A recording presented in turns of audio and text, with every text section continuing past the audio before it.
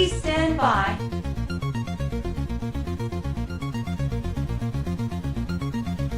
Loading.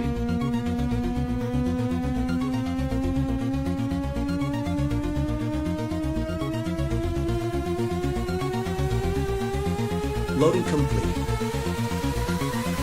30, 29, 28, 27, 26, 25, 24, 23, 22, 21, 20, 18, 17, 16, 15, 14, 13, 12, 11, 9, 8, 7, 6, 5, 4, 2, 1. Now for what you've all been waiting for.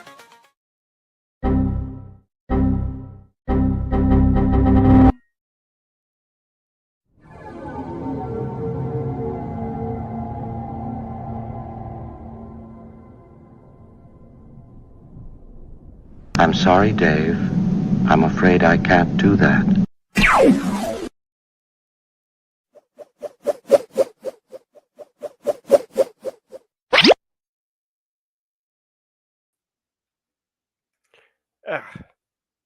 Just messed up the illusion here. Good morning, and good day, good evening, and good night, good whatever it happens to be where you are. And may the 4th be with you all. Had to get some kind of Star Wars reference in here at some point. Let's see here.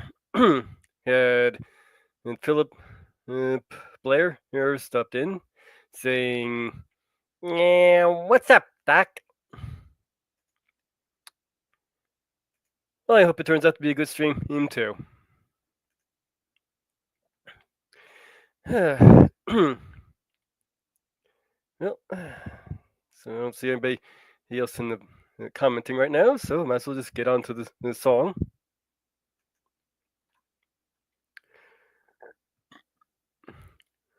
Oh, the merry-go-round broke down, and we went round and round. Each time we'd miss, we'd steal a kiss, and merry-go-round went ba-ba, ba-ba, ba-ba, ba-ba. Oh, the merry-go-round broke down. It made the darndest sound. Lights went low, and we went oh, and the merry-go-round went ba-ba, ba-ba, ba-ba, ba-ba. Oh, what fun! A wonderful time. Finding love for only a dime. The merry-go-round broke down, but you don't see me frown. Things turned out fine. Now she's mine, 'cause the merry-go-round went ba-ba, ba-ba, ba-ba, ba-ba. Oh, the merry-go-round broke down. Figures. I've been had a clear throat all day, and of course, it's 10 minutes before the show. I get gunk in my throat.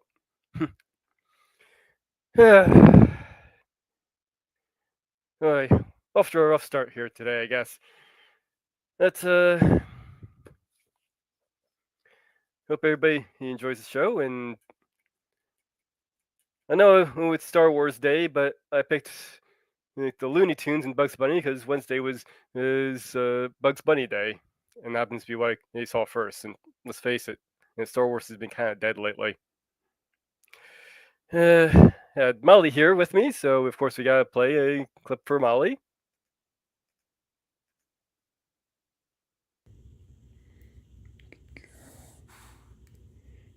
Good girl. Yes, you are. You're a good girl. Good girl, yeah. Good girl. Good girl.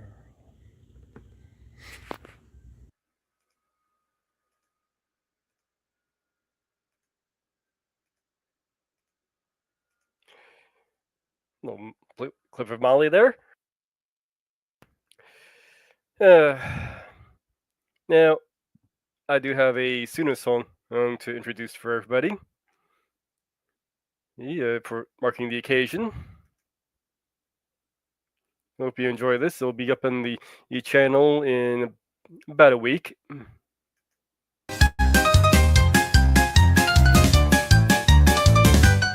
I'm whistling down the lane with a skip and hop. Shots whizzed past my head. I duck and dodge the lead. I'm running through the meadow with a zigzag stride.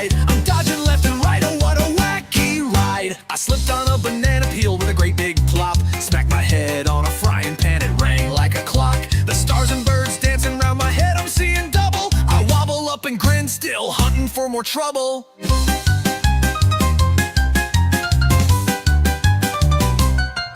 I baked a cake with fireworks, thought it'd be a treat. It fizzed and popped in blue sky high, a sugary defeat. The icing rained like confetti, what a sticky spree. A frosted cakey mess, they continue chasing me. Oh, zany, zany, zoom, zigzag dashing through the fray. A whirlwind full of nonsense, we'll go wild every day. I built a wacky gadget, what a nutty zinger. Springs and sprockets sprung and whirly twirly spinning like a top. It whizzed and fizzed and blew up with a mighty boom. Now my hair's a pompadour, I'm swept up with a broom.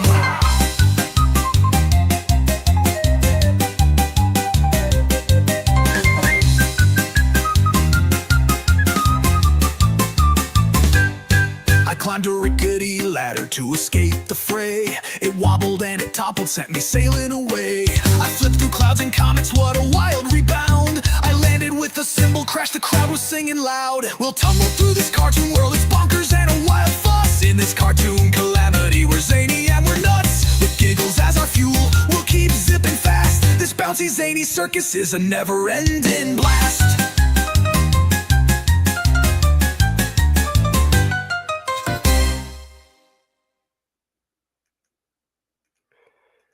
All right. I hope you like that. Like I said, that'll be up on the channel. Well, it's a standalone in about a week. So, see if I can get to actually singing something here, huh?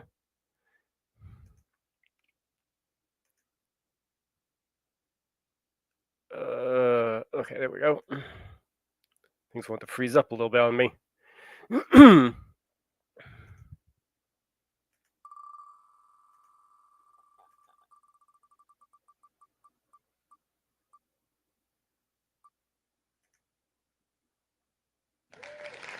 Beautiful Dreamer.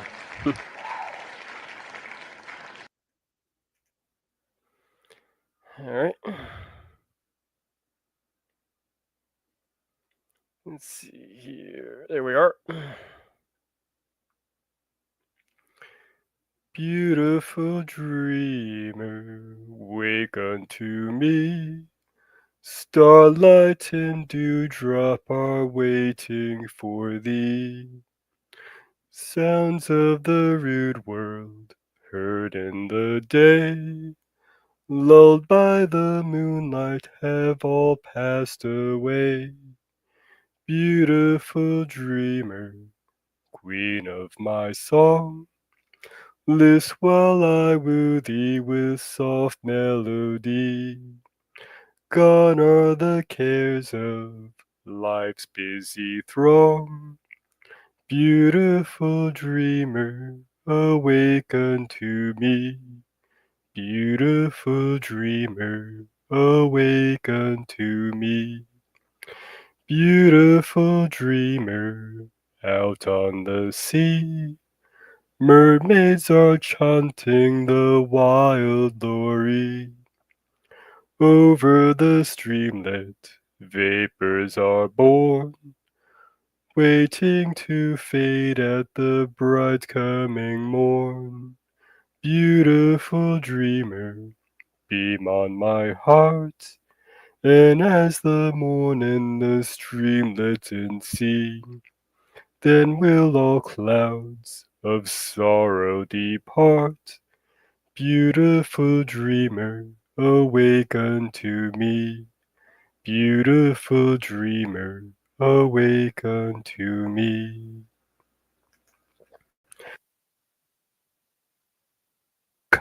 Beautiful dreamer.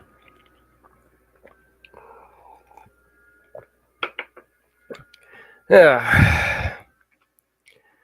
Let's do one more song. We got plenty of time here.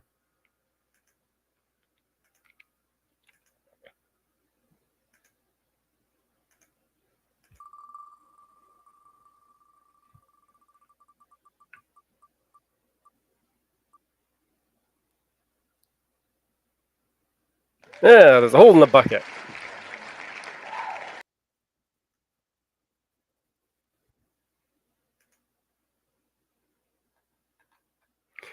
All right.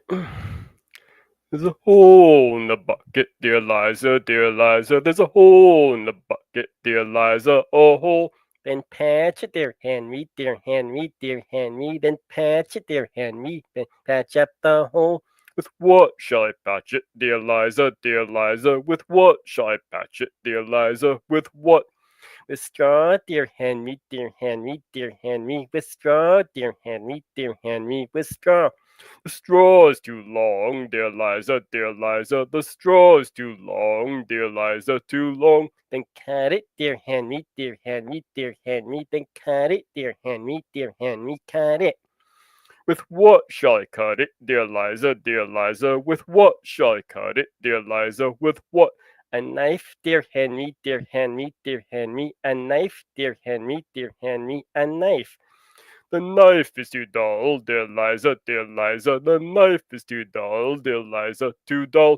Then sharpen it, dear Henry, dear Henry, dear Henry. Then sharpen it, dear Henry, dear Henry, sharpen it.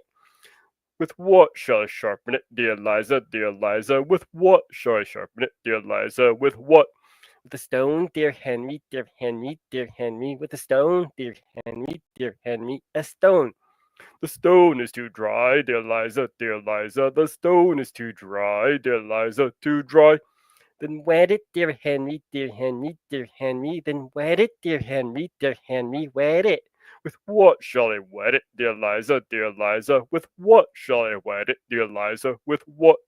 With water, dear Henry, dear Henry, dear Henry. With water, dear Henry, dear Henry. With water.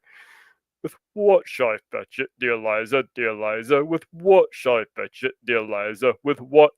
With a bucket, dear Henry, dear Henry, dear Henry. With a bucket, dear Henry, dear Henry, a bucket. With but there's a hole in the bucket, dear Liza, dear Liza. There's a hole in the bucket, dear Liza. A hole. Well, we can say that Henry seems to be quite the maroon. And he relies on Leslie to tell him everything, doesn't he?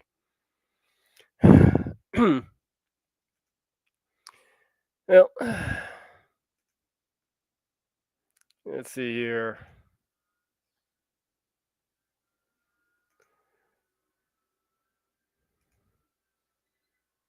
Ah, there we are. Hello.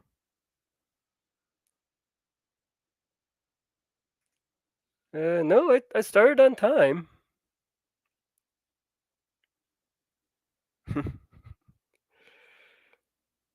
It started at 8 o'clock.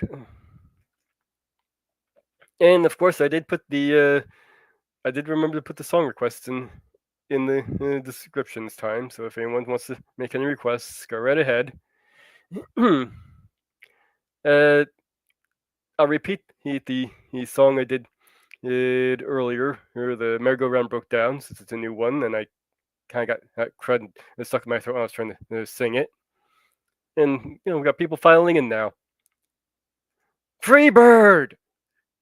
Well, I can't sing Freebird, but I can do a dramatic reading of it.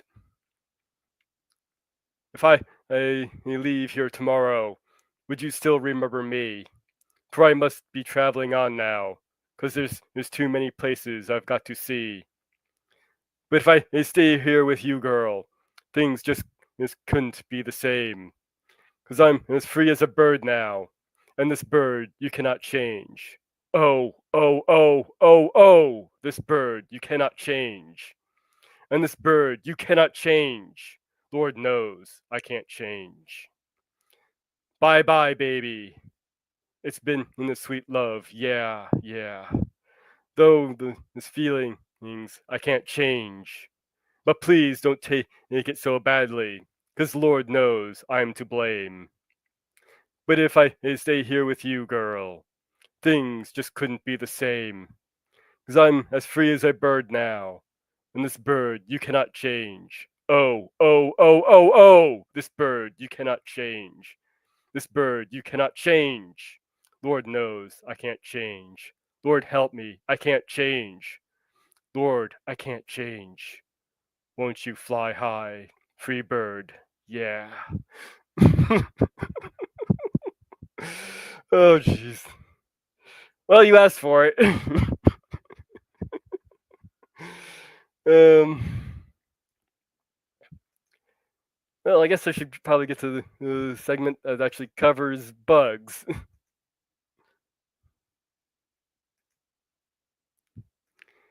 So,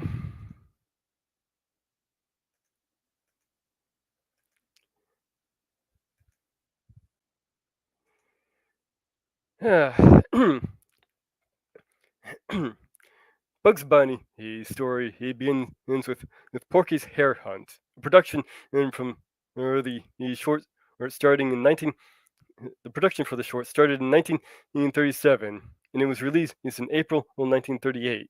It's directed by Ben Bugs Hardaway, and uncreditedly, Cal Dalton. The short introduced an unnamed white rabbit nicknamed Happy Rabbit. At least that's what fans go by. eh? That was the prototype for Bugs.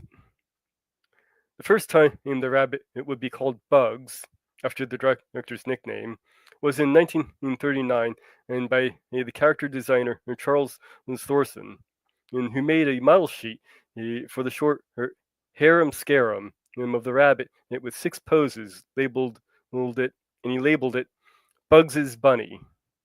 Bugs Bunny he officially debuted who would come in a Wild Hare, released in July 1940, directed by Tex Avery. The redesign gave Bugs gray fur, a blending of Brooklyn and Bronx accents, and a sarcastic personality inspired by Groucho Marx. And his iconic catchphrase, "Yeah, what's up, Doc?" The sound Bugs Bunny makes while munching a carrot is actually a Mel Blanc munching on a carrot, which he would then spit into a spittoon after the take. The 1941 short, Elmer's Pet Rabbit, officially named him Bugs Bunny, Bugs being an old fashioned slang for crazy or loopy. By 1942, Bugs was Merry Melodies' his top star, a series originally intended only for one-shot characters. In the course of over 160 short featuring Bugs Bunny, he would often outsmart the likes of Elmer Fudd, Yosemite Sam, and Daffy Duck. He even became a World War II icon in propaganda cartoons. Bugs would get a slight redesign in 1942 short. Bugs Bunny he gets the Boyd. With less prominent front teeth and a rounder head. He would continue to get slight redesign leading up to his most iconic look in the 1960s. Mel Blanc voiced Bugs with the unforgettable accent until he passed in 1989 with his final performance in the short Wild World of Sports. Many other voice actors, such as Jeff Bergman and Greg Burson, would take on the role after Mel's demise, including Mel's son, Noel Blanc. Currently, Bugs is voiced by Eric Bioza, who voices several other Looney Tunes characters. Bugs Bunny is a true cultural icon, and with his short, it's earning critical acclaim and receiving multiple Academy Awards, most notably the Looney Tunes cartoon Nightly Night Bugs. It was won the Academy Award for Best Animation Short Film in 1958. The only Bugs Bunny short to take home an Oscar. His influence spanned his generation and is appearing in blockbuster films like Who Framed Roger Rabbit and Space Jam, which we'll cover a little bit later. In 1985, Bugs became the first animated character to receive a star in the Hollywood Walk of Fame, literally cementing his stardom status as a pop cultural legend.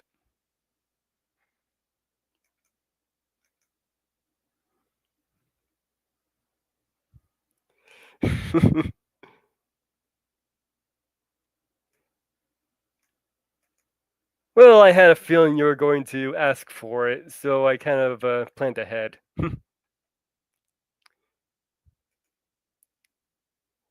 But Chris, Mage Stream, yes. Welcome.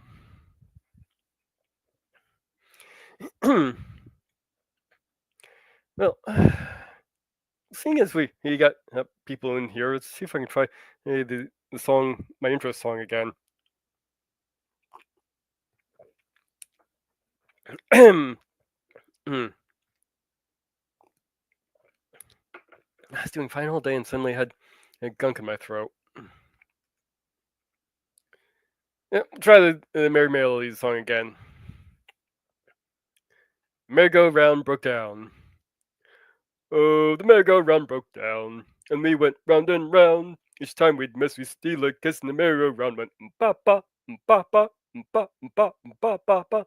Oh, the merry-go-round broke down. It made the darndest sound. The lights went low, and we went oh, and the merry-go-round went ba-ba, ba-ba, ba ba ba ba ba. Oh, what fun! A wonderful time. Finding love for only a dime. The merry-go-round broke down, but you don't see me frown. Things turned out fine, now she's mine, cause the merry-go-round went ba-ba, ba-ba, ba-ba, ba-ba-ba. Oh, the merry-go-round broke down. That was a better take.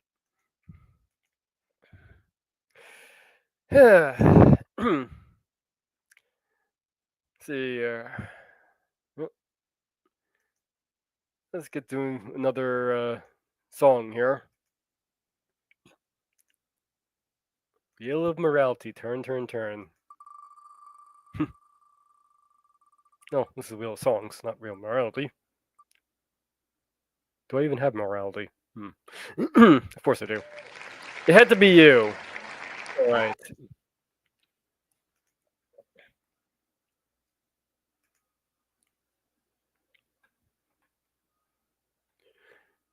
Why do I do just as you say? Why must I always give you your way? Why do I sigh? Why don't I try to forget? It must be that something lovers call fate kept on saying I had to wait. I saw them all, just couldn't fall till we met. It had to be you. It had to be you. I wandered around and finally found somebody who could make me be true and make me be blue and even be glad just to be sad thinking of you.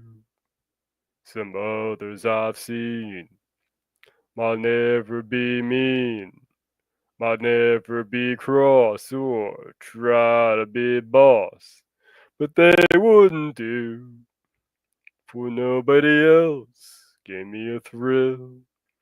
For all your faults, I love you still. It had to be you, wonderful you. It had to be you. Seems like dreams, like I always had. Could be, should be, making me glad. Why am I blue? It's up to you to explain. Maybe, baby, I'll go away.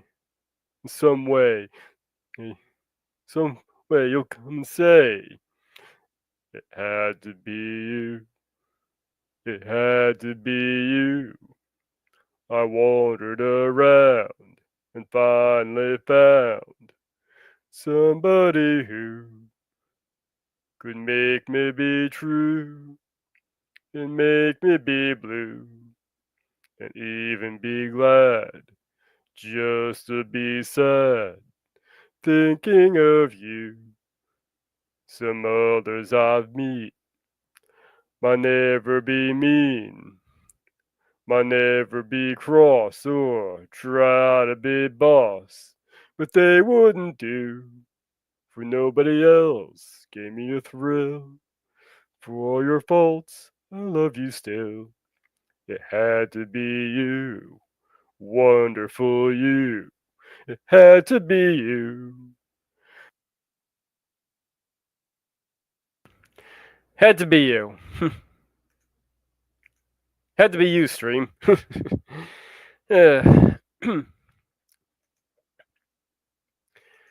Let's see.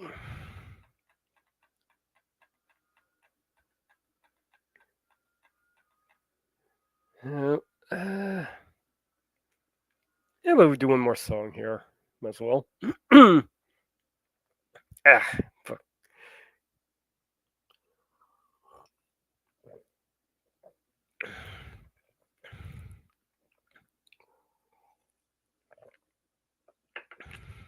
Oh boy. Excuse me for clearing my throat here. Just kind of hit me just before the stream.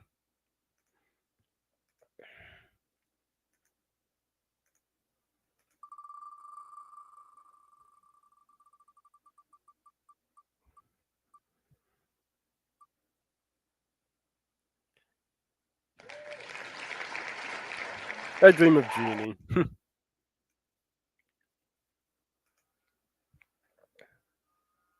That seems somewhat appropriate for a Looney Tunes theme stream.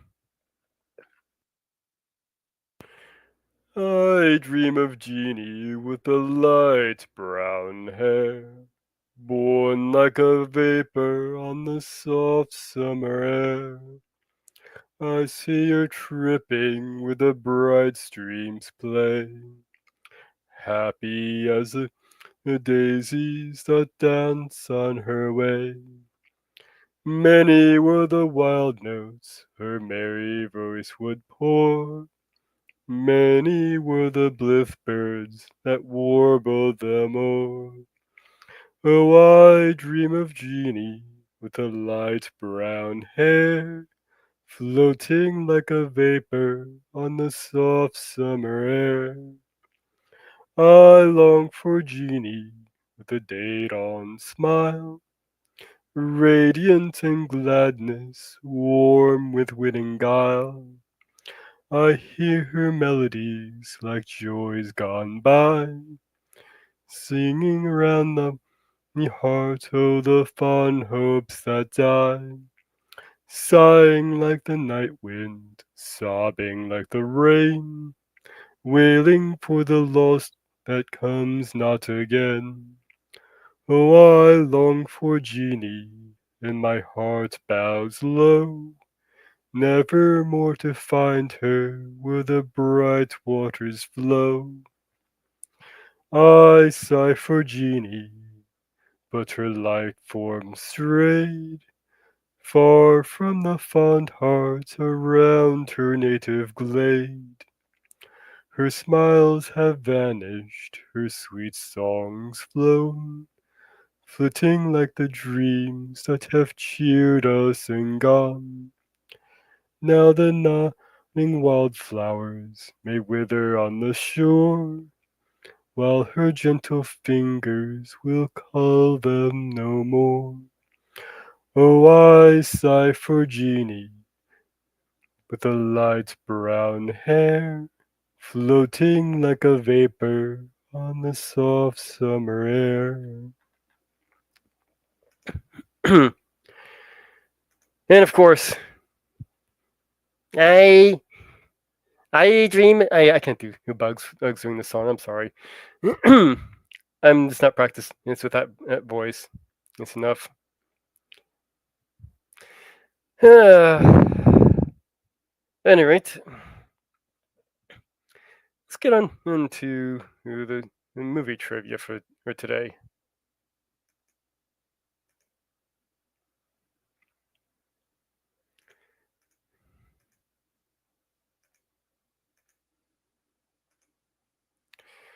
Starting with Bugs Bunny Roadrunner movie. This film fusion adventures animation footage with new animation and set a precedent for subsequent theatrical releases. These Looney Tunes films. All Looney Tunes theatrical films until Daffy Duck's Quackbusters in 1988. It followed the same format.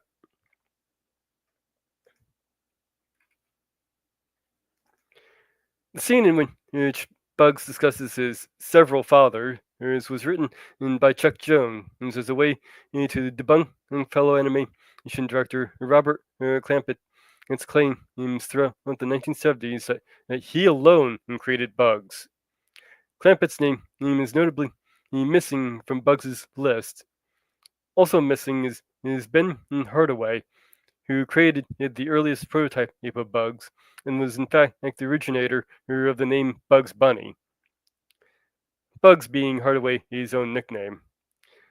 Though in this case, Jones later confirmed that the omission was simply been an oversight, and that he would have no qualms about including Hardaway in the gallery.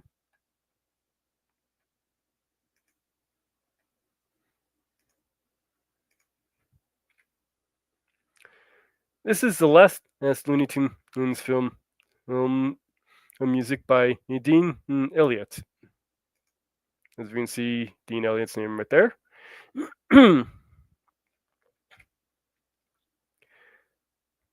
It's dedicated to the memory of Chuck Jones's late wife, Dorothy Webster. And this isn't the only Looney Tunes movie that's dedicated to her either.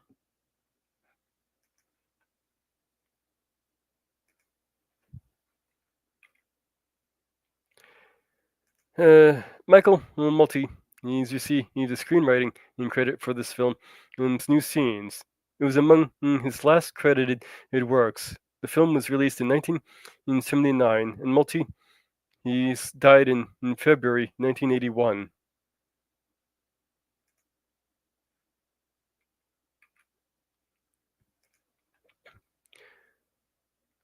It only featured two Looney Tunes characters in new footage: Bugs Bunny and the Roadrunner.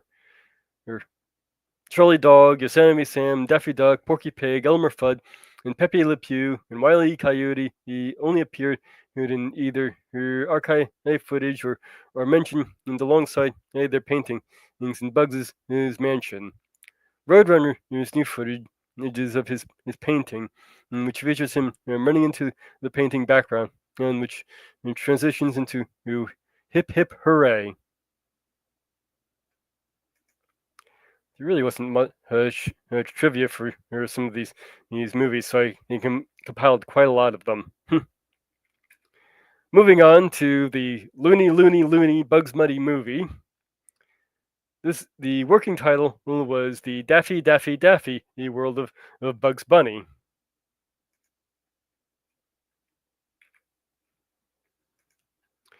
In Act 1, Satan's Waitin', Yosemite Sam is reading a newspaper on a billboard with the headline, "In Local Widow Who Inherits $15 million." However, the text of the article describes the making of the movie.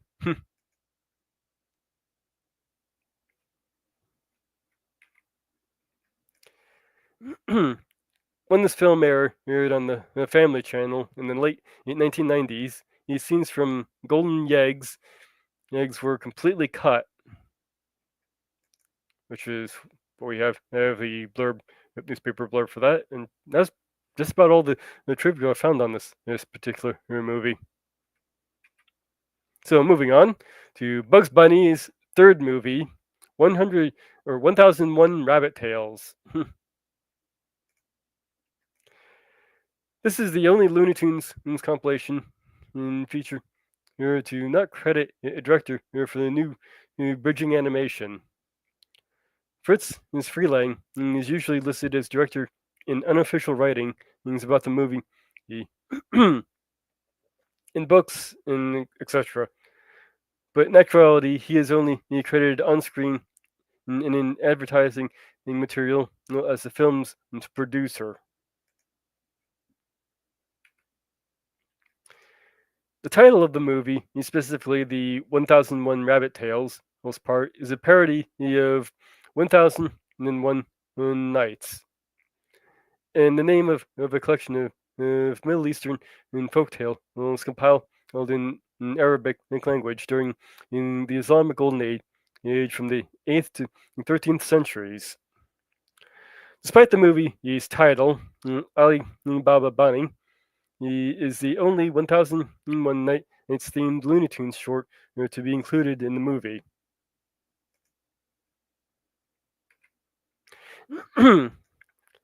23 years after his death, Arthur Q. Bryan was finally credited on screen. He voiced Elmer Fudd. And this is his only time he's credited as well. Right there.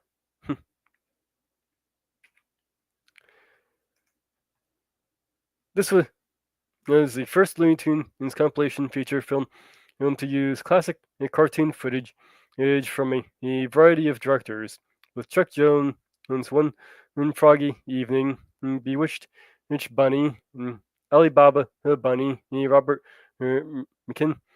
McKinson's Aqueduct, and all the other classic shorts included directors by Fritz Freelang.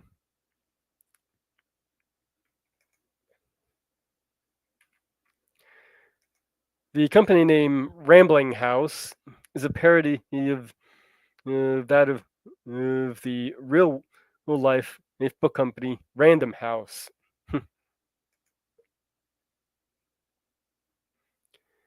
Now,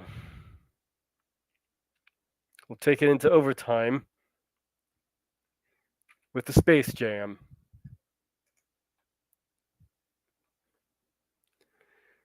Space Jam was the first film to be released by the short-lived animation studio Warner Brothers feature animation, which only lasted from 1994 to 2004.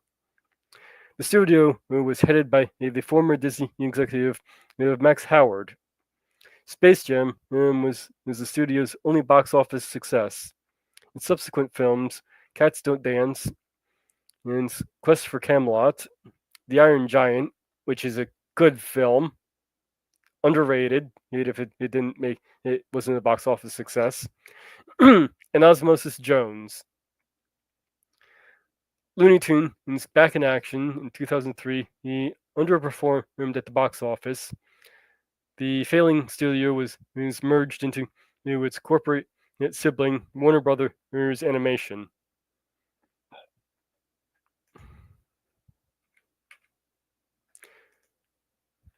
The concept of this movie originated from a series of highly popular live-action and animated sci-fi sports comedy Nike commercial ads for Air Jordan shoes titled Hair Jordan. Aerospace is Jordan, and where Bugs Bunny and Michael Jordan faced off against Marvin the Martian and his alien henchmen in basketball, all to stop him from stealing Nike shoes.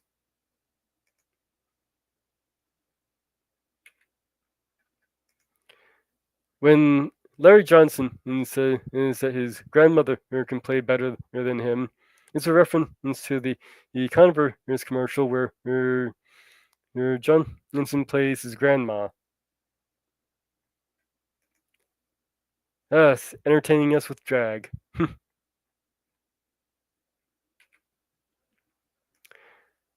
After Daffy is just naming the team the Ducks, Bugs asks what kind of Mickey Mouse organization would name their team the Ducks. This was a dig at the Anaheim Ducks of the National Hockey League, which were established by the Walt Disney Company.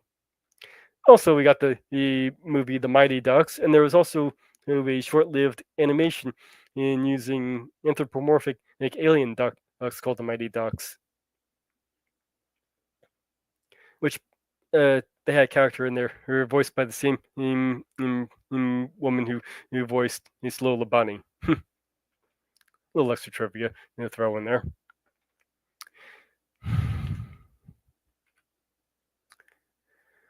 A portrait picture of Bosco, the talking ink kid, had Warner Brothers' first ever cartoon star, can be seen hanging on the wall of the meeting union hall, in the scene where Yosemite Sam confronts the aliens. And that's Bosco right there. We'll get into a little bit of him a little bit later.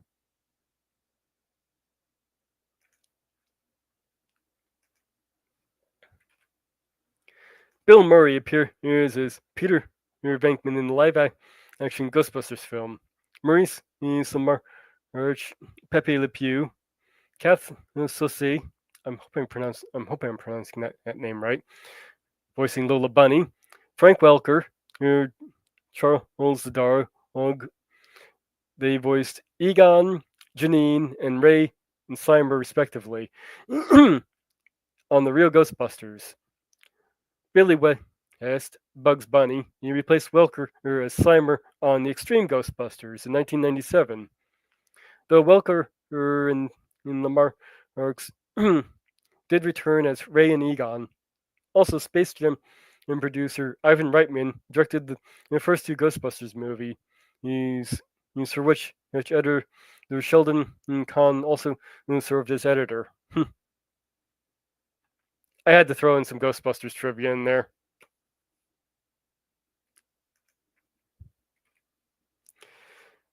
Bill Murray's jersey, number 22, is a nod to his film Groundhog's Day, which occurs on February 2nd or 22. 2. Yeah.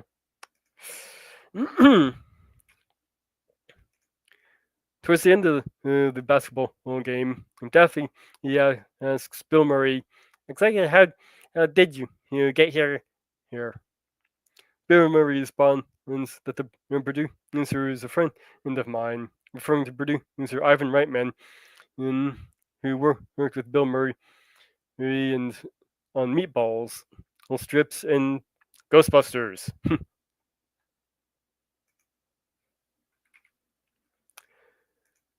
After the credit, it's various cartoon characters quarrel over who gets to say, that's all, folks. Then Michael Jordan says, can I go home now? Then the Looney Tune, that's all, folks, written in text, slides over. I also covered Looney Tunes Back in Action. Now, a little kind of a mini review here before I go on to the rest of the trivia. This is actually the first time I actually watched this movie, preparing for the show, and I was a little underwhelmed.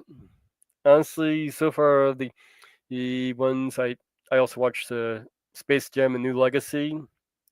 That thing was just that's what you get when you let your marketing department write a movie instead of your writing department, I think.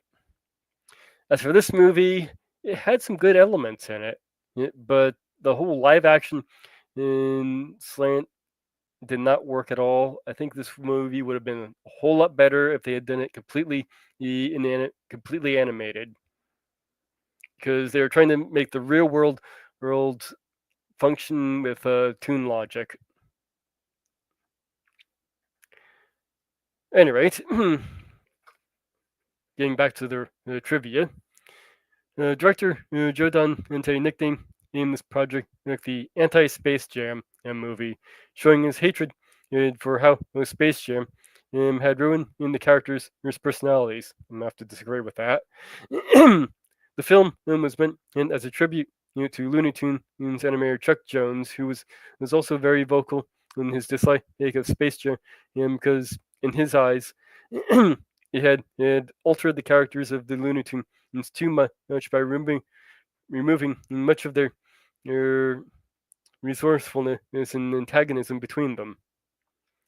I guess I can understand in that criticism of Space Jam.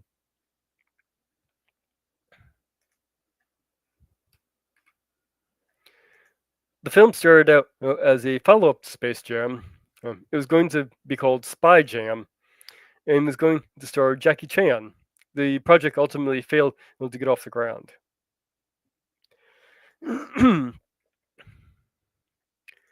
Brendan Fraser did such a good job doing an impression of Taz that he was allowed to do the voice instead of Taz's current voice actor, Jim Cummings.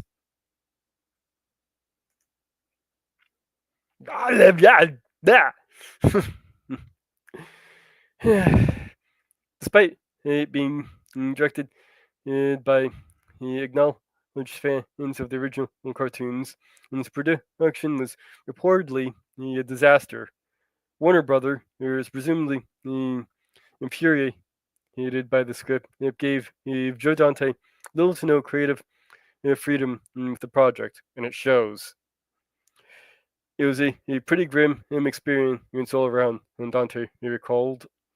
The longest year and a half of my life. Dante and Eric Goldberg have managed to preserve the original personality of the characters, but were fighting against the studio on other aspects of the film. The opening, middle, and the end of the film were different from what Dante envisioned.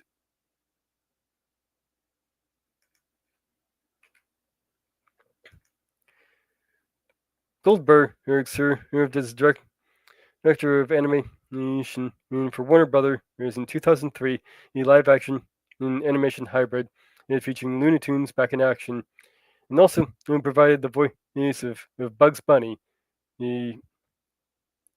Marvin in the Martian, and Tweety, and Speedy Gonzales.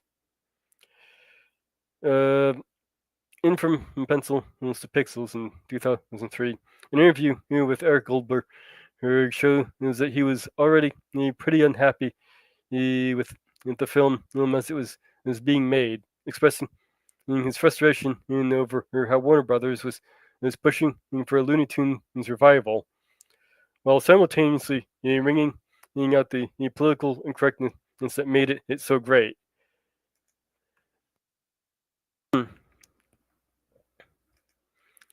And this shot here, I must have skipped over or something. This was the shot I was supposed to show for that.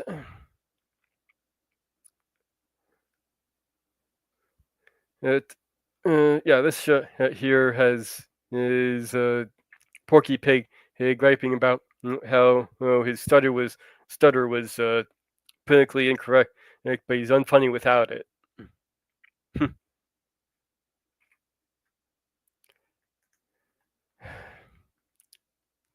Technically, the final traditionally animated Warner Brothers movie, albeit one blended with live action. Though Warner Brothers featured animation closed its doors in 2004 after release of Osmosis Jones in 2001. The department was briefly dug out of retirement for this movie.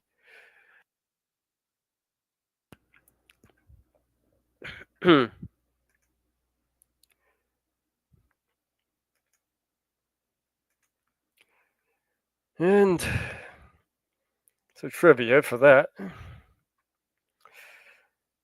One, I do have to say there's one really good scene in that back to action movie where they have Daffy Duck, Bugs Bunny, and Elmer Fudd doing a chase throughout the art museum.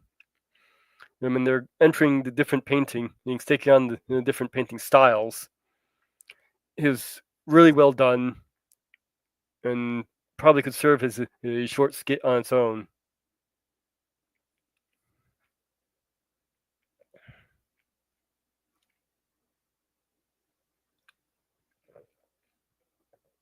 Yeah. What do we have here? Anti-derivative of jail. Well, thank you for stopping by. Anytime in WB, you can dig out Disney or vice versa. So it's a good time, especially nowadays. If you feature Bill Murray, heavily in the trailer, though he just shows up in the 0 hour or the save the team due to having too few new players. Yeah. Actually, I don't really remember too much of the trailer for it.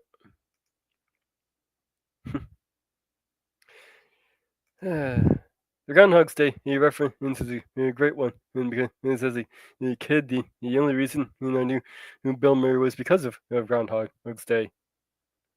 I hadn't yet seen Ghostbusters. Oh wow, oh that's interesting. Ghostbusters is probably the thing I know him best by, and I saw that movie when I was 5 years old, and today is still my all time favorite movie. I I do have a plan to do a show all on Ghostbusters sometime in the future, but I want to really kind of focus in on it and maybe get some guests on and to help out with that one. That'll probably be a bit longer show.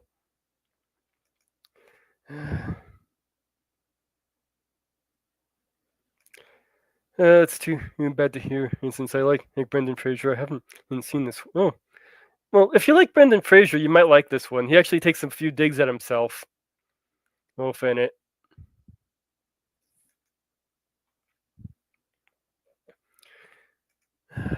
They had to work together here to see themselves in Space Jam. The camaraderie he worked for me. Fud can not hunt bugs for a day just to see each other. I absolutely agree with you right there. I mean, they were all in the same boat in that particular situation, and so it actually he made a narrative sense that they'd be working together for just that one time.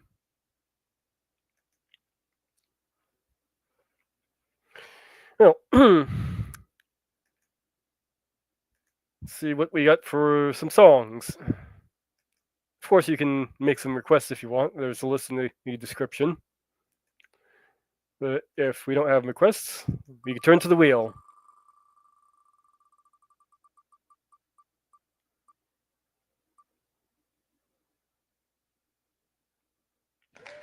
Skidamarink.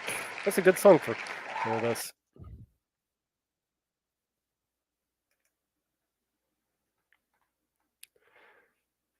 Down on the Bulla Bulla Islands with a mermaid. Oh, excuse me. Just start that.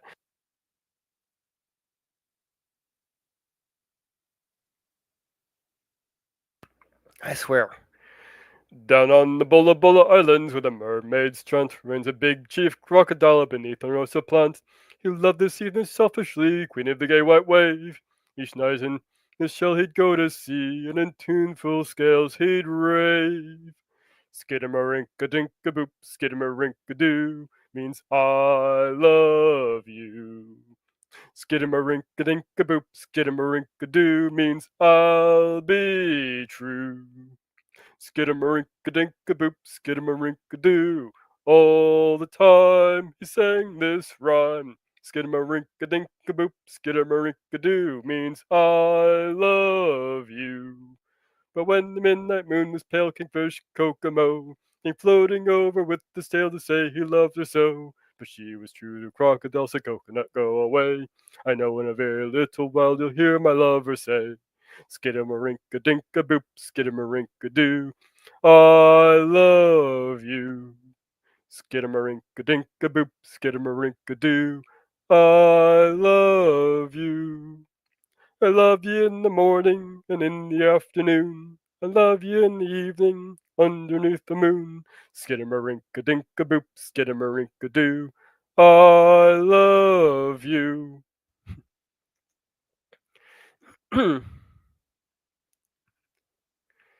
Yeah. And I just realized I forgot to cover the art just for this week.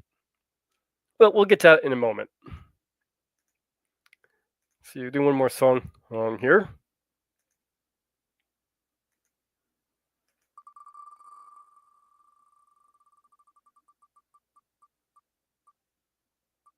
Yeah. Swing Low, Sweet Chariot. That's a. All right.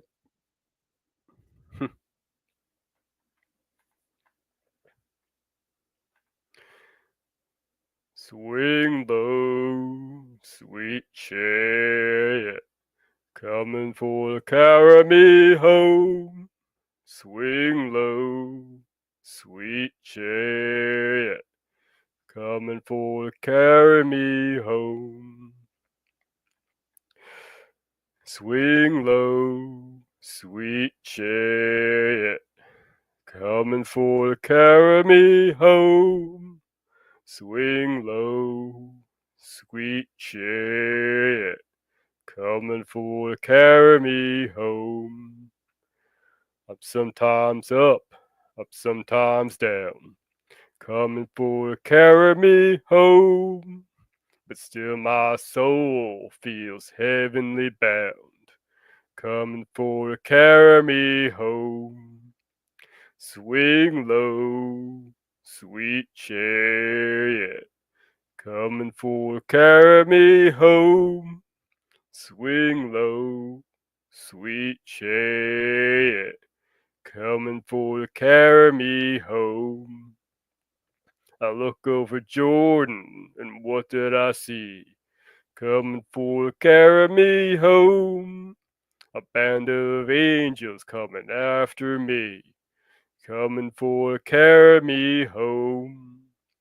Swing low, sweet chariot, coming for to carry me home. Swing low, sweet chariot, coming for to carry me home. Swing low, sweet chariot, coming for to carry me home. Swing low, sweet chariot, coming for to carry me home. Yes, there's several well, people suggest that it may be a reference to the Underground Railroad, that helped free slaves from the South.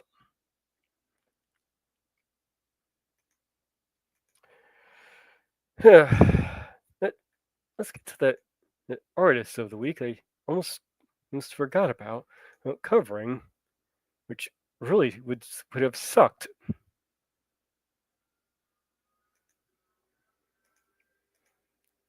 Because this artist happens to fit right in the theme I'm doing today. This is JC Thornton. We'll get to their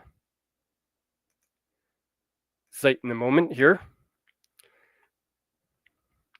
Hey guys and gals, my name is JC Thornton, and I'm currently looking for work as a 3D character designer and 3D animator.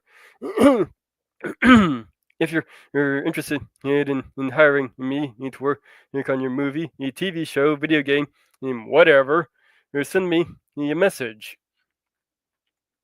And this is on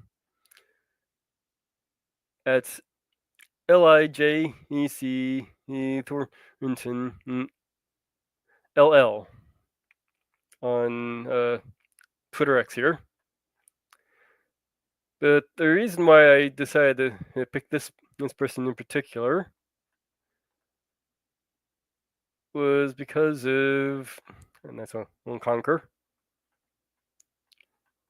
Where is it? Oh, it's a good slappy squirrel there.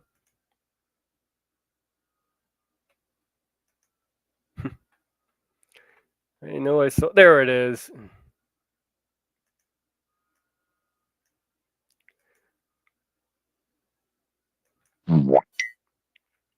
All right, just what the is going on? And that Lola there. And I think this is actually a pretty good Lola bunny. It has her Looney Tune show dress, yes, but her more of a design closer to her Space Jam look. Getting over to the official website here, there's 3D models commissions, and this is at the jcthornton.com. So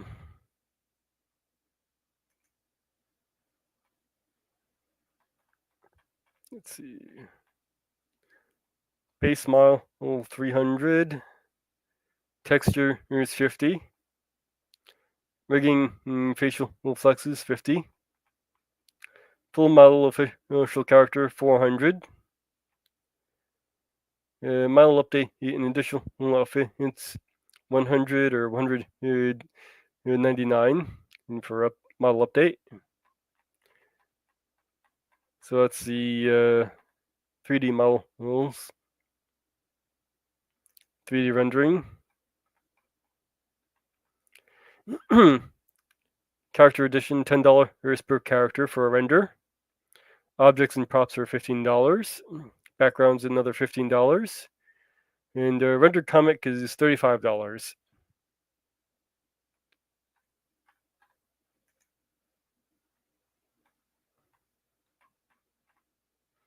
And there's where you can contact them if you happen to make any of the stuff that you see here. Let's look at some of their artwork here. A lot of Looney Tunes stuff. Animaniacs.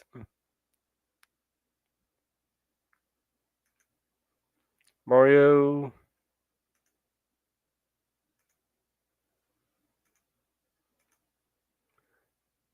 Buster Bunny from Tiny Toons. That was a good show. I kind of miss that show. I might have to go and rewatch that at some time. Babs Bunny. That's a really good Babs. That is professional quality. These are definitely professional quality. The drawings. And Mickey Mouse. We'll skip over the Mickey stuff. Sonic. The Hedgehog with it's a Sonic Saturday Morning version from 1993.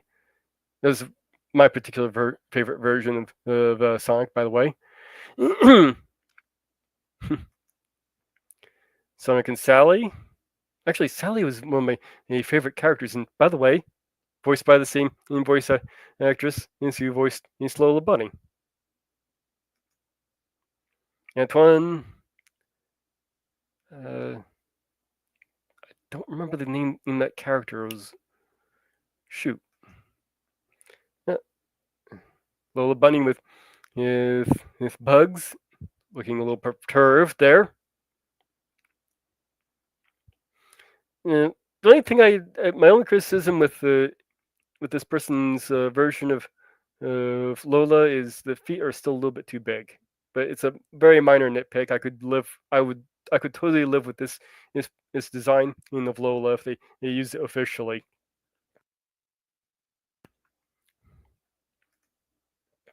Another one of Lola with a heart thing.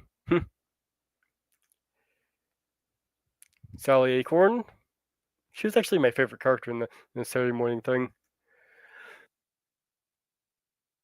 Fifi LePew.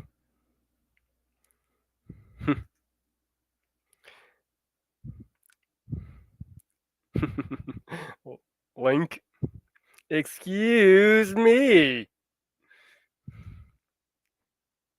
Dr. Robotnik from the other version of Sonic that played alongside the Saturday Morning version, and more of the Saturday Morning cartoon version.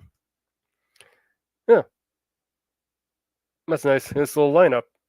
Actually, I wonder if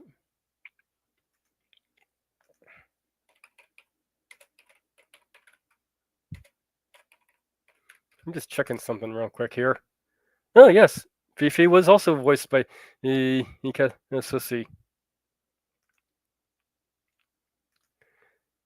Nice little call there.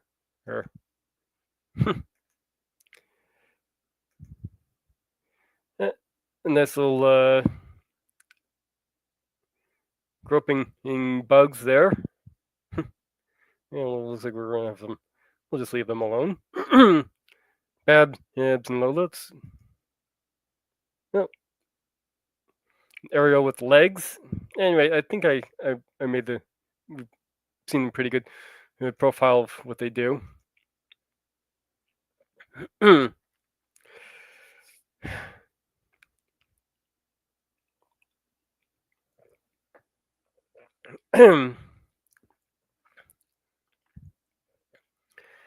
So let's break things up a little bit with a couple songs here.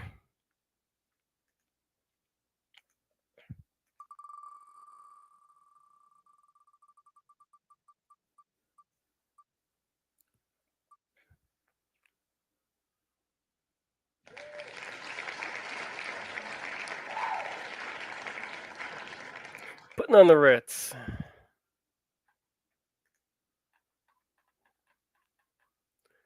All right. Have you seen the well-to-do up on Lexing Avenue on the famous thoroughfare with their noses in the air? High hats and narrow collars, wide spats and $15, spending every dime for a wonderful time. If you're blue and you don't know where to go to, why don't you go where Harlem flits? Putting on the Ritz. Spangled downs upon the devy of highbrows from down the levee, all misfits. Putting on the Ritz. That's where each and every Lulu Belle goes. Every Thursday evening with her swell bows, rubbing elbows, come with me and we'll attend their jubilee and see them spend their last 2 bits.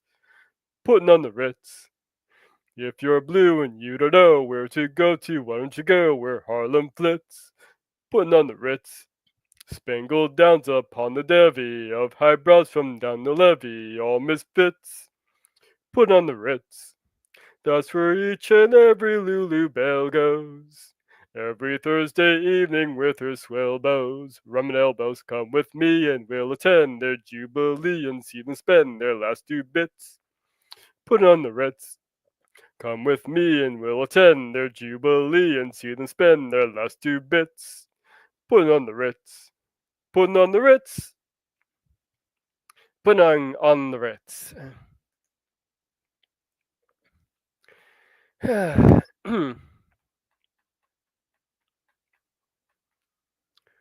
So, what other song do will we come up with here on the wheel?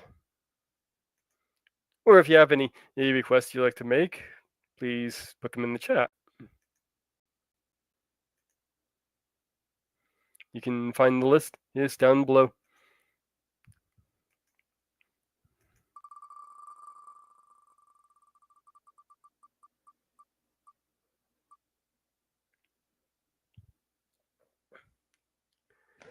Must have been a beautiful baby. All right.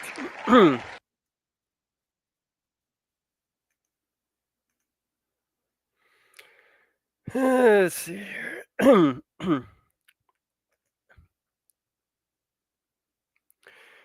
You must have been a beautiful baby.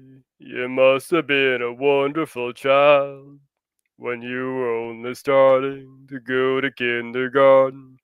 You must have drove the little boys wild. And when it came to winning blue ribbons, you must have shown the other kids how. I can see the judge's eyes as they handed you the prize. You must have made the cutest bow. Oh, you must have been a beautiful baby, 'cause baby, look at you now. Does your mother realize the stork delivered quite a prize the day he left you on the family tree? Does your dad appreciate that you're merely super great? The miracle for any century. If they don't, just send them both to me. Oh, you must have been a beautiful baby. You must have been a wonderful child when you were only starting to go to kindergarten. You must have drove the little boys wild. And when it came to winning blue ribbons, you must have shown the other kids how. I can see the judge's eyes as they handed you the prize. You must have made the cutest bow. Oh, you must have been a beautiful baby, 'cause baby, look at you now.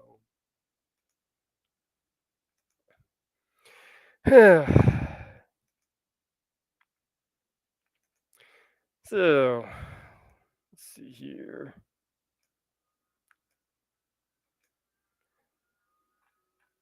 What else we've got to work with?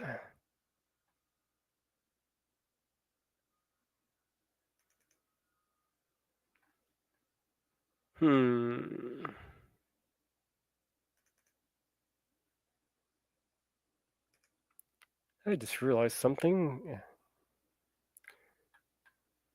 You know, since I didn't have too many people on here at the time. Yes, well, to get things off the start, I found the original Bosco, the Ink Kid. This is in the public domain. I checked with and YouTube didn't seem to have any issues with it when I tested it, so hopefully it'll work out. No, Bosco is not a racial stereotype, though some of his early incarnations does have a few racial black stereotype things in there, which are well, they were quickly removed in later incarnations of the character. But this is the original version of it, so you may see a little bit of that in there.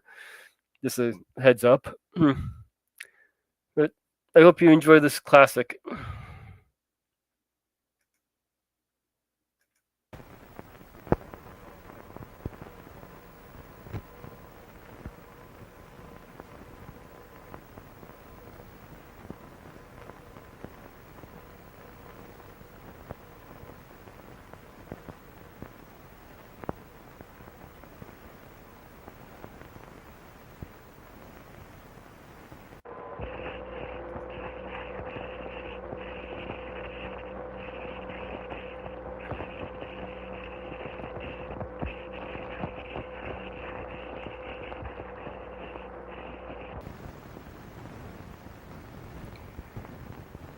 Well, here I is, and I sure feel good. Oh, you feel good, do you? Yeah, I'm just out of the pen. All right, now that you're here, what can you do? What can I do? Oh, boss, what I can't do ain't. Well, who are you? Who is I? I'm Bosco. That's who I ain't nobody else except Bud. Bosco, eh? All right, Bosco, show me what you can do. Okay, boss. What's this here?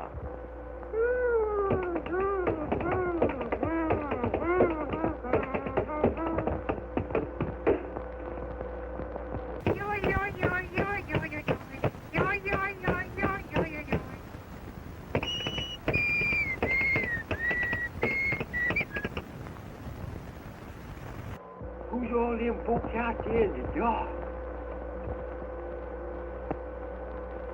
Why, the audience, Bosco. Can you make them laugh?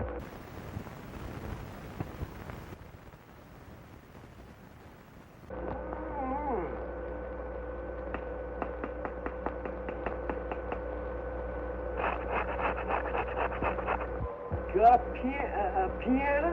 Yeah, here you are. Right there.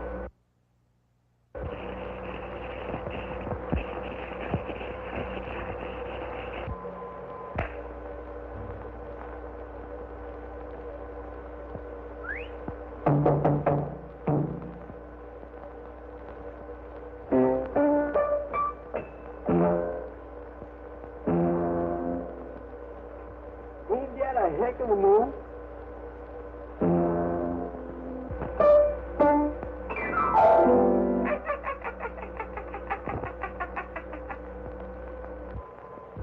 When there is gray sky,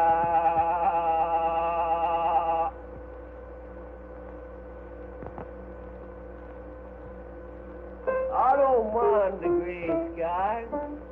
I still have you, sunny boy.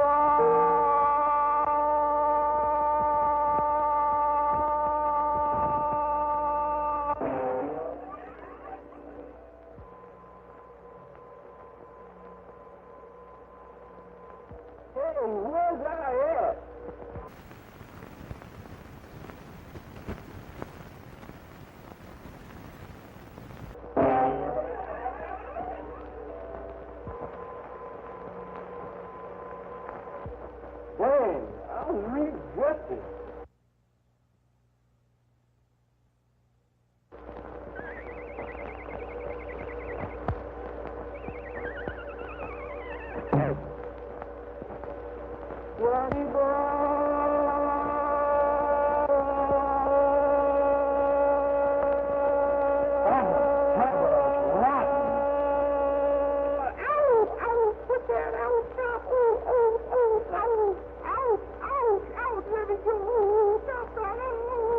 go back to the pen for now.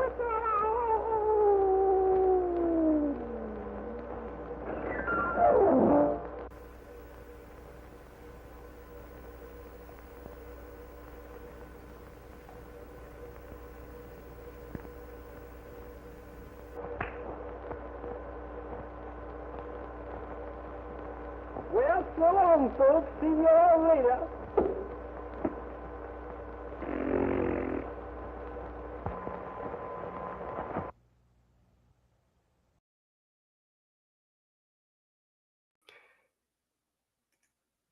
Well, I hope you like that. That's basically the origin of Warner Brothers and Looney Tunes right there. Or the Bosco was intended as a sort of a human Mickey. That's his appearance.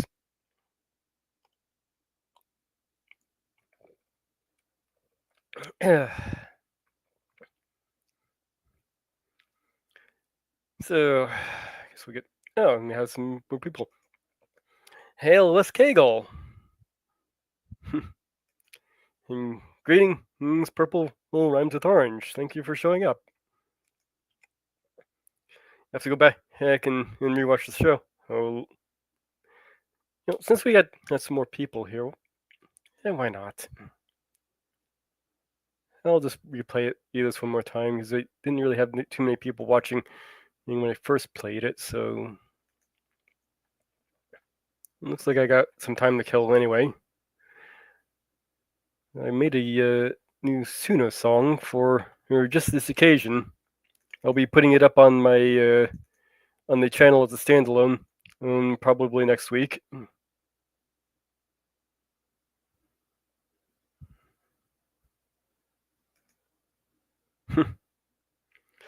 So we'll just play this again for you guys.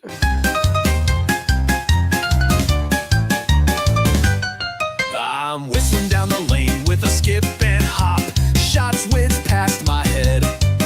I duck and dodge the lead. I'm running through the meadow with a zigzag stride. I'm dodging left and right, oh what a wacky ride. I slipped on a banana peel with a great big plop. Smacked my head on a frying pan, it rang like a clock. The stars and birds dancing around my head, I'm seeing double. I wobble up and grin, still hunting for more trouble.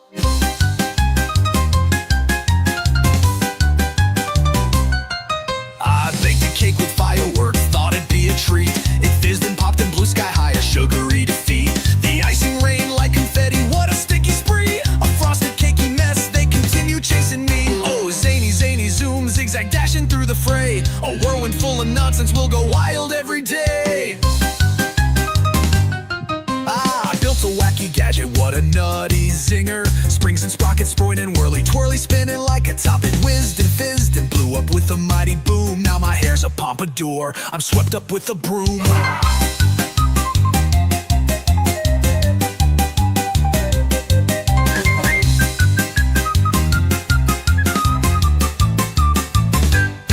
I climbed a rickety ladder to escape the fray. It wobbled and it toppled, sent me sailing away. I flipped through clouds and comets, what a wild rebound. I landed with a cymbal crash, the crowd was singing loud. We'll tumble through this cartoon world, it's bonkers and a wild fuss. In this cartoon calamity, we're zany and we're nuts. With giggles as our fuel, we'll keep zipping fast. This bouncy zany circus is a never-ending blast.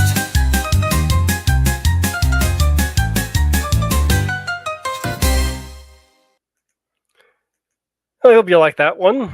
I'm actually kind of proud of how well that turned out. I plan to try and put some more visuals to that before I release it as a standalone, though, so it's a little bit more engaging to watch. I got a few screenshots. I got a bunch of screenshots I want to add to it, but give you so see what the wheel gives us.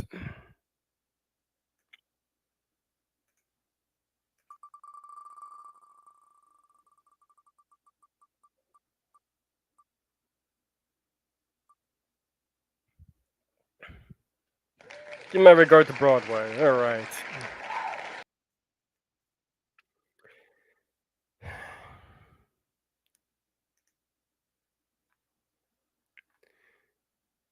Did you ever see two Yankees part upon a foreign shore when the good ship's just about to start for old New York once more?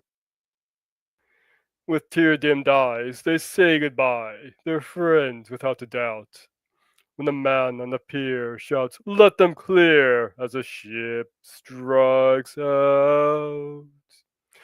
Give my regards to Broadway. Remember, meet the Herald Square. Tell all the gang at 42nd Street that I will soon be there. Whisper of how I'm yearning to mingle with the old time throng. Give my regards to Broadway and say that I'll be there ere long. Say hello to dear old Coney Island if there you chance to be. When you're at the wardrobe, have a smile and charge it up to me. Mention my name every place you go, as around the town you roam. Which you call on my gal. Now remember, old pal, when you get back home, you give my regards to Broadway. Remember me to Herald Square. Tell all the gang at 42nd Street that I will soon be there. Whisper of how I'm yearning to mingle with the old time throng. Give my regards to Broadway and say that I'll be there ere long.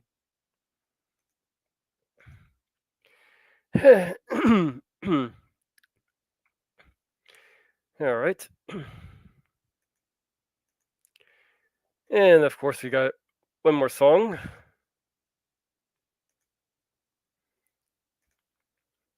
See what we're going to get this time.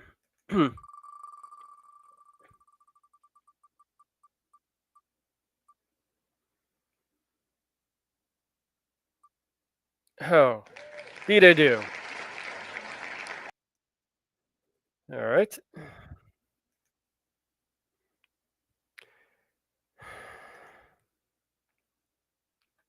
Usually sung by a woman, but I think I may do it.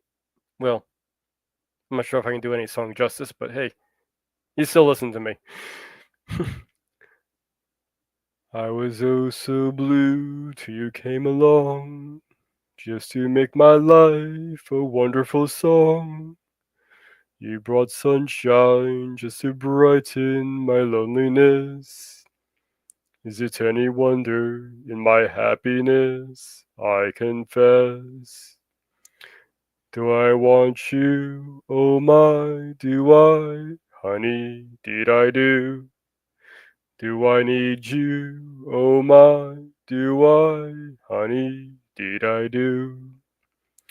I'm glad that I'm the one who found you. That's why I'm always hanging around you. Do I love you? Oh my, do I? Honey, did I do? There are lots of others that I have met. Those you meet today, tomorrow forget. You're the only one who ever could stand the test. That's the reason why I choose you from the rest. You're the best. Do I want you? Oh my, do I? Honey, did I do? Do I need you? Oh my, do I? Honey, did I do? All right. Now, back on to Lula Bunny. Now, I'd like to address the character of Lola Bunny here. I feel she's been underused and mishandled across her various incarnations in the different Looney Tunes media. And if you looking at the, as I mentioned in with the artist is of the week here, they did a version of Lola I thought would have been quite acceptable to have. Lola debuted in Space Jam as Bugs' his love interest and a skilled Toon Squad basketball player, voiced by Kath Sosi. I'm really hoping I'm pronouncing that name right. I've never actually heard it pronounced, so. But she's one of my favorite female voice actors, so I'm really hoping I'm getting that right. She was created as a female merchandising counterpart to Bugs, designed to appeal to contemporary audiences. They gave her a crop up tank top up and short short to emphasize feminine attribute. It's an attempt to differentiate her from Bugs. Her personality had a blend of tomboy, femme fatale, and Hawksian in women archetypes, focusing on her athleticism. This made her seem confident, intelligent, sassy, seductive, and with a sardonic wit.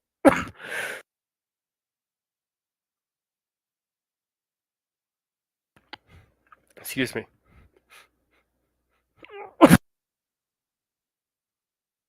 Give me one moment here.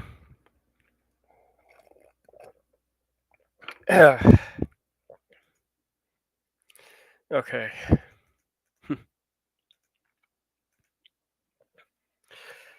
While they were successful at their goal with the character, she was successful as a marketing tool and was differentiated from Bugs enough to stand out on her own. Her more serious tone felt out of place for a Looney Tune, and her overall sexualized depiction drew criticism. Chuck Jones allegedly thought she was a totally worthless character. Others criticized the character as being just horny bait. The argument in that she had no personality was a common argument against her, since she lacked the zany humor that defined the Looney Tunes character. I disagree.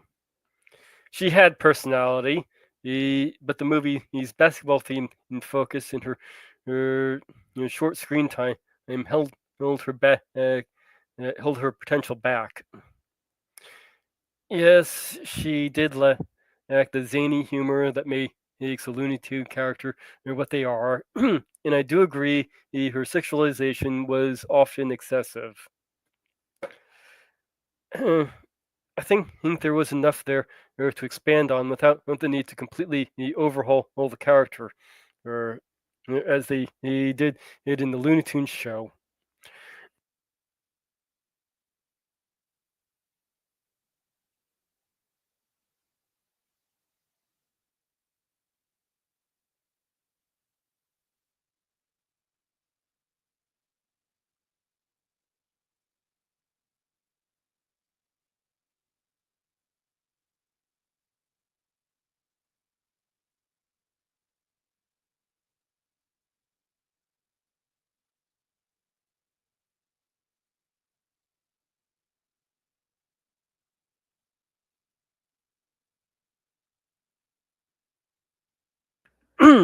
And I just realized I've been talking with my mic muted. Starting over here. How long have I been muted?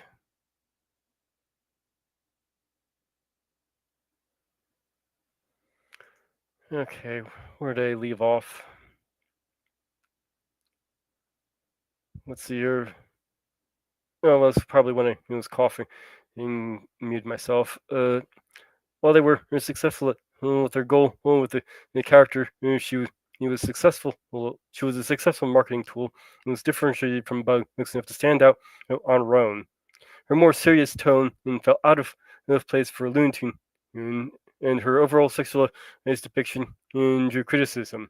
Chuck Jones allegedly thought she was a totally worthless character. Others criticized her as being just horny bait.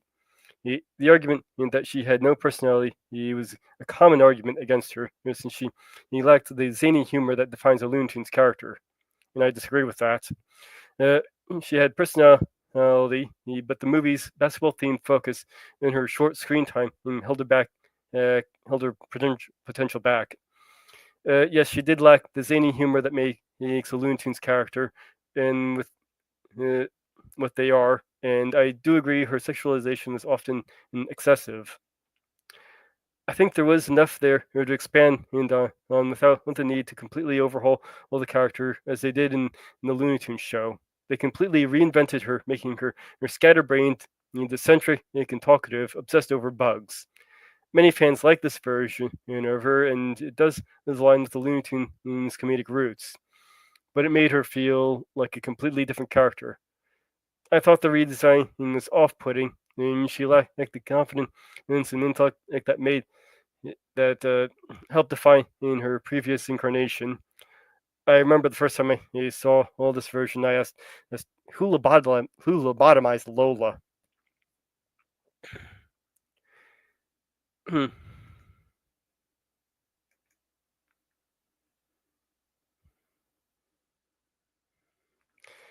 uh, in the sequel reboot, I'm not sure even the movie he could make up his mind to what it was supposed to be. Space Jam: A New Legacy, Lola would again receive a redesign. Well, this version is much closer to her original look and personality. He had again lost the defining quality of being humorous, making her a more serious character, which didn't play well with the fans of her Looney Tune show version. They also made her less curvy and covered her up more in an attempt to tone down her sexuality. This reduction This reduced sexualization was largely met with backlash from the fans of the original version, who felt the changes were more agenda driven and motivated by the external pressures and social or cultural demands rather than purely artistic or narrative choices. This perspective of the changes to her appearance being agenda driven and does appear to have some validity. Since about 2010, and there seems to be this perception and that if a female character is sexy, that isn't empowering and is just objectifying, and which likely contributed to change. The director of the film is quoted as saying, "Lola was very sexualized, like Betty Boo mixed with Jessica Rabbit. We reworked a lot of things, not only in her look, like making sure she had an appropriate length on her shorts, but her sensibilities to make her strong and capable." This comment and by the director, who I feel shows how they were missing the mark. Lola was already strong and capable. They forgot how to add in humor. In an attempt to satisfy everyone, they managed to satisfy virtually no one. For starters, I disagree that a female character being sexy isn't empowering. There can be quite a bit of power in a woman in being sexy. In regard to Lola, they could have de-emphasized her sexuality to make her more kid-friendly in other ways, and also less objectifying than getting rid of her curves. Yes, putting her in clothes that showed less skin or for her in her case is one way. You don't have to make it a baggy jersey like they did, or worry about the length of her shorts. They could have leave out shots that focus on her sexuality and more objectifying shots, like when the sleeve of her top slips off her shoulder, or we see the shadow of her figure showing off her curves. It was in the original Space Jam. They could leave out the saxophone music that cues us into her sexuality and give her some zany, humorous moment, and so she can be an actualized Looney Tunes character.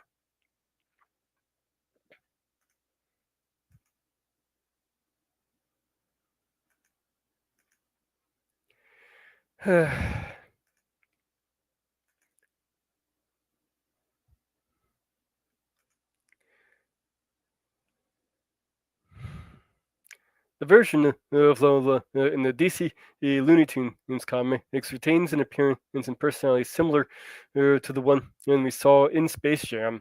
She was often depicted delivering pizza to strange customers, putting her in zany situations, often involving the slapstick humor that defines Looney Tunes. However, they overly relied upon on her delivering pizzas to put her in these situations. And in later issues, when they came up with other scenarios, they often relegated her to a secondary or background character. Not all the time, but it was most of the time. I feel the comic book version is closest to my ideal version of the character, but she was too constrained by the situational setup and then underutilized. And we can see a shot of one of the covers from the DC comics right here. My ideal version retains her curvy figure and personality from the original tone and down on the sexuality in other ways. So it's not. So she's still sexy, but she's not to the point of being objectifyingly so. Such as giving her a dress to wear, like in the Looney Tunes show, or like in our Artist of the Week. He put her in the Looney Tunes show dress with the more or less design of the original, which was pretty much what I'm talking about right here. And gives her the zany, over the top, upside antics that make a Looney Tunes character what they are. And I put together a little skit I can read to show exactly that. Now, it's probably not a fully actualized script. I mean, I'd want to add in more dialogue, probably some more gags to along the way, but it should kind of give you an idea of the sort of thing I have in mind. But before I get to, I see some people posting in chat here. Thanks a ton, Mage. I'm off to my Atkinson show. Well, I hope you enjoy your show, and please come on. I hope you come on back and listen to the rest of this later. They had to tone down on her sexuality because she looked like a real life professional cheerleader. Eh, I don't know. Well, we will replace her over her sexuality with classic slapstick violence, because gratuitous violence is much more kid friendly than sex. We have Lola's Dragon Dilemma.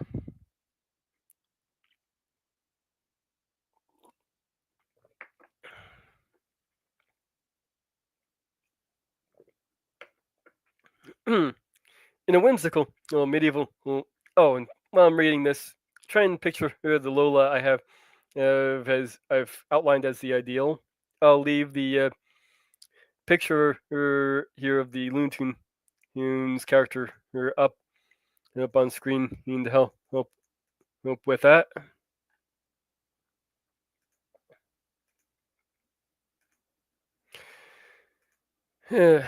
In a whimsical medieval cartoon world with crooked castles bubbling moats, Prince Charming, a dashing, pompous, insufferable human in a fiery red cape and tights, brandishing a sword, right at a tiny white horse that hops to a jaunty tune.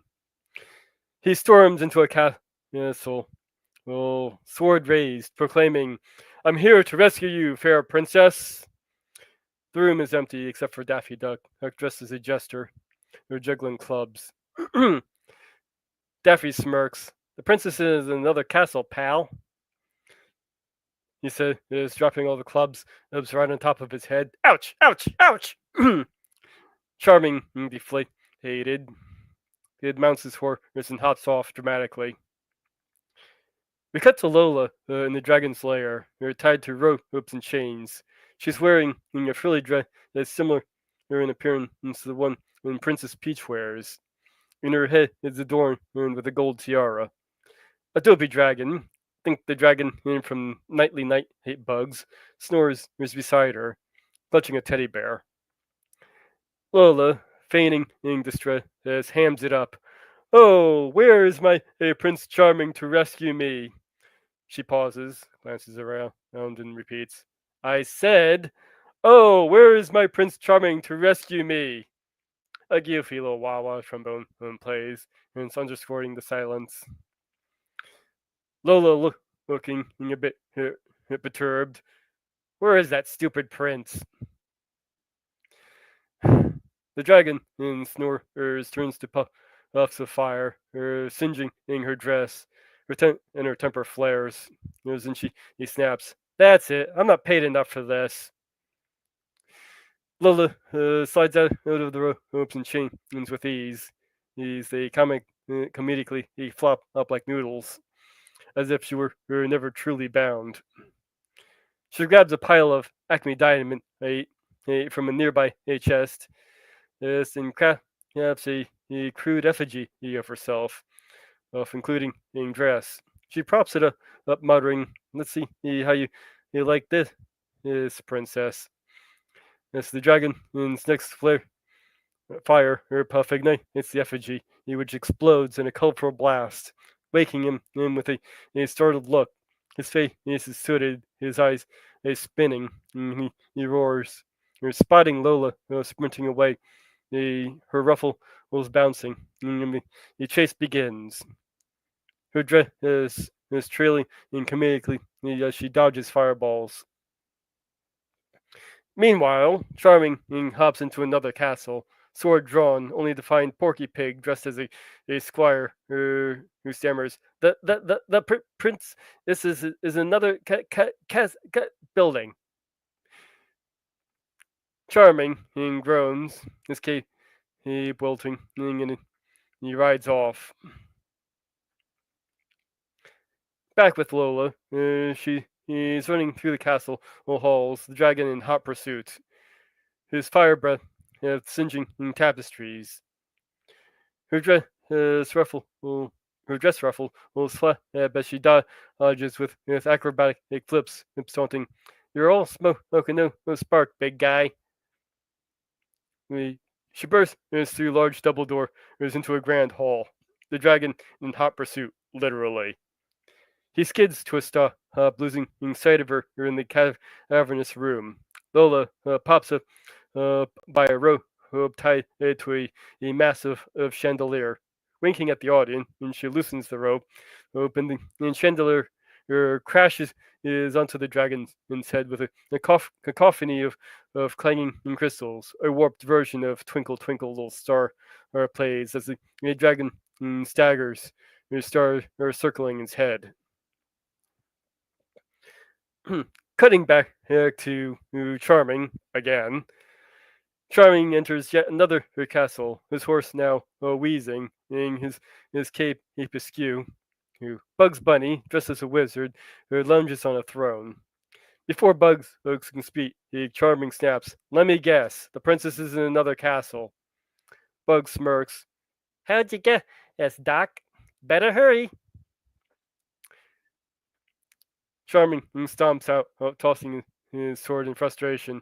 It lands in a moat, startling a cartoon alligator. His horse's tune is now a grumpy dirge. Back with Lola, the dragon recover and is chasing Lola once again through another corridor. Lola grabs a bucket of paint from off screen, toon logic, and with a few quick brush strokes paints a fake adjacent corridor. She dashes down the fake corridor as if it were real. Well, the dragon in charge is the painted corridor in pursuit and slams into the wall while flattening like a pancake. He peels off days as Lola pops out from a nearby door, handing him a stick of dynamite with a bow on it. She strikes a match, saying, "A gift for you, Sparky." The dragon panics, exploding on the match to extinguish it, but his fire breath lights the fuse. Lola slams the door and covers her ears with her tiara tilting comedically. The dynamite explodes, leaving the dragon sooted and blinking. Lola opens the door and checks on her handiwork. The dragon shakes off the ash like a wet dog, and glares at Lola before grabbing her with both hands or claws.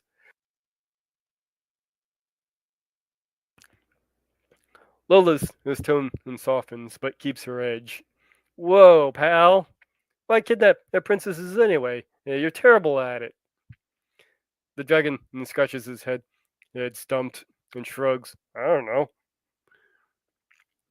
Lola smirks with a raised eyebrow. Ever think about trying a new hobby, like knitting or macaroni art? It's a lot more relaxing. The dragon's eyes light up with excitement. Prince Charming, finally arriving at the right castle, pauses to check a cartoonish castle directory, with Princess Floor 3 circled. he he bursts in, and sword raised, and bellows, "I'm here to rescue you, fair princess!" He freezes, seeing Lola and the dragon gluing macaroni into a canvas, making a lopsided portrait. Lola looks up, smirking. Rescue? Nah, I'm good. Charming baffle, old Summers. But you're a damsel, and I'm here to rescue you from the dragon. The dragon, annoyed at the interruption, and roars and breathes a fire blast, turning Charming into a pile of ash with his cape atop it. Lola quips, he wasn't my type anyway. She and the dragon in high five, and the dragon in add as the finishing touches to their portrait, which reads, "That's all, folks." Well, I hope you like that little skit. I know you have to kind of use your imagination in for it, but if you liked it, I do have some ideas for a few other skits I could do. I I would really like to get your opinion on this. So after the show, comment, put some comments down, and let me know if you'd like to hear me work out some more of these skits. It's for Lola, because I do have a few more in mind. Good script. All right, yeah. Well, like I said, if you want to hear more, let me know. So I'll try hammer out and flesh out the other ideas I have for future shows. Maybe I won't be taking over the reading segment like this one is doing.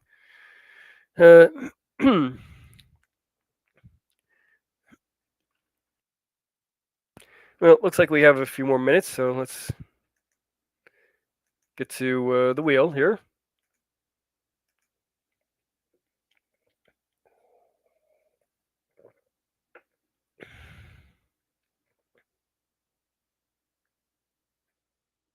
I'm in really.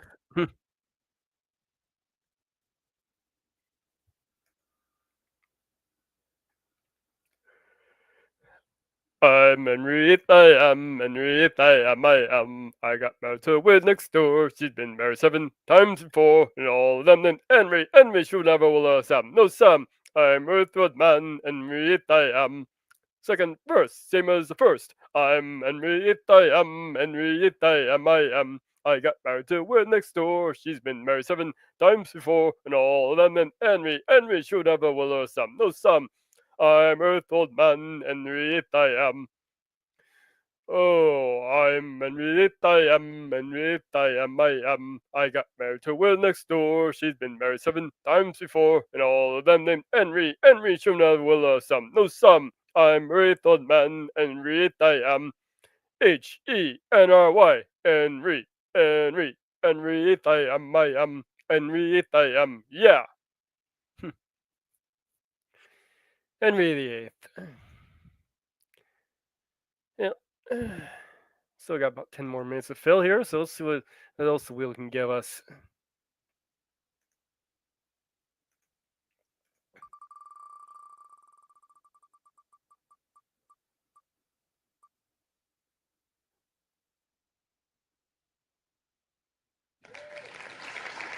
Me and my shadow. The short one. It's not going to fill a all the time. But we'll still do it. As soon as I can find the damn thing. There it is. Me and my start over. Me and my shadow strolling down the avenue. Me and my shadow, not a soul to tell our troubles to. And when it's 12 o'clock, we climb the stairs. We never knock, 'cause no one's there. Just me and my shadow, all alone and feeling blue. That's a short song. So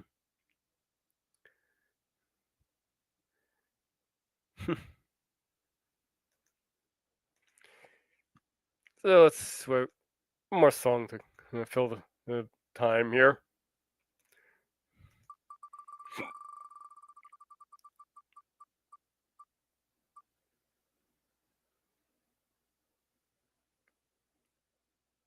Love you truly. Okay, it's another short one.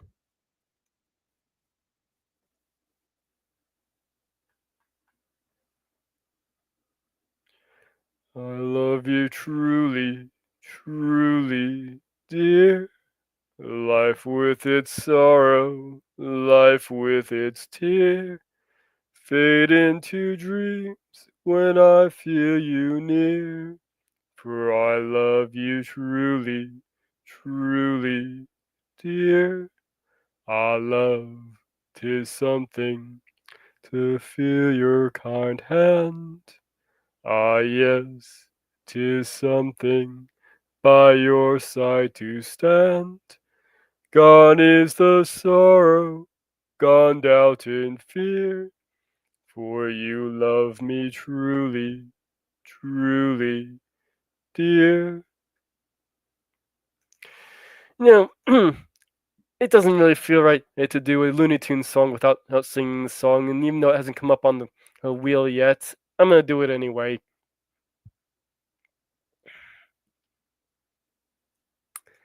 We gotta do this one. Hello, my baby. I've got a little baby, she's out of sight. I talk to her across the telephone. I haven't seen my honey, but she's mine, alright. So take my tip and leave this gal alone. Every single morning you can hear me yell, "Hey Central, fix me up across the line." It connects me with my honey, then I ring the bell. And this is what I say to baby mine. Hello, my baby, hello, my honey, hello, my ragtime gal. Send me a kiss by wire, baby, my heart's on fire. If you refuse me, honey, you lose me, then you'll be left alone. Oh, baby, telephone, tell me I'm your own. Hello, hello, baby, I guess you can't hear me. The wires must be crossed somewhere. Hello, hello, I said hello this morning through the phone. She said her name is Bess. I kinda know where I am at. I'm satisfied 'cause I got my babe's dress. You're pasted in the lining of my hat. I'm mighty scared till the wires get crossed to separate me from my baby mine. Then some other fool will win her and the game is lost. So each day I shout across the line. Hello, my baby. Hello, my honey. Hello, my ragtime gal. Send me a kiss by wire. Baby, my heart's on fire. If you refuse me, honey, you lose me, then you'll be left alone. Oh, baby, telephone, tell me I'm your own. Come on, baby. All right. Well, let's see who is here. Who can I send you over to? Let's see here. Well, Theta is not doing his thing today. All right. Well, in that case, I believe I heard something about a Maya Atkinson in doing her thing right now. Yeah, for those of you out there who aren't familiar with Maya, she does a show called By Ed Science Sunday. It's basically hours of drifting on bad science. So you can go check her out. It's there.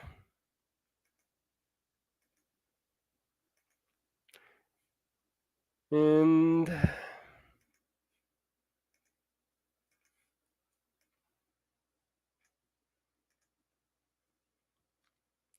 believe we can call this a wrap.